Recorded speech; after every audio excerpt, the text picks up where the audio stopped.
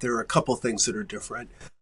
He was willing to break norms in his first term, and that was something people certainly talked about. But in this term, he seems like completely unrestrained in breaking norms. Because they came in prepared this time, there's been a much more sort of organized campaign to expand the power of the presidency, to ensure that every single official in the executive branch is sort of at his beck and call, and to sort of deploy the power of the federal government again. Yeah, I think the particular policies change from every day. You see that with tariffs, for example, right? Where, he reduces a tariff and then something else happens and he changes his mind and raises the tariff. But what stays the same is the use of presidential authority, or what he at least believes is presidential authority, to make decisions that have really vast consequences for the economy, without any specific congressional authorization to pursue this policy.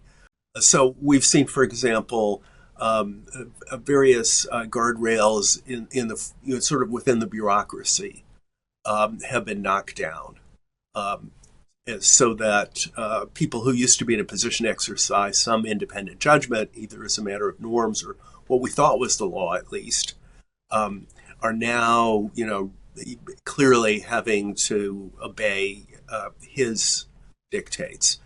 It's not that it's illegal for him to use the Justice Department as, his lawyers to pursue his cases the way he wants to pursue them. It may be legal, but it could still be a really bad idea and really bad for democracy, right? He can put public pressure on people. He can threaten investigations, or, like spending on the, building renovations, which is what he's been after the head of the Fed for. He can, use the vast amount of information that the federal government has on, just about everybody, and look for something that could be used as a claim of misconduct, and then say that he's got good cause to fire people, but I think one of the big things that's changed is that Congress is essentially not offering any check, or almost not any, on presidential actions. And, part of the constitutional scheme, it's not just that the courts could operate as a check, but Congress is supposed to be active in protecting its own rights and in, sort of generally standing up for, the interests of society where Congress disagrees with the president. Those circumstances, the idea is that this officer, this commissioner, this board member, whatever the designation is supposed to serve for a term of years without threat of removal. The reason for that is they are supposed to be insulated from political control. We don't want, the thinking is, people who are in charge of making these really important decisions about safety of consumer products, public health, our economy. We don't want those people to be influenced by political pressure. We want instead their decisions to be based on expertise.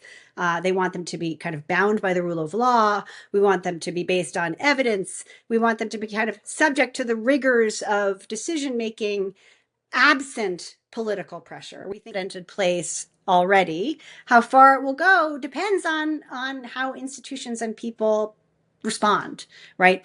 How will the courts respond?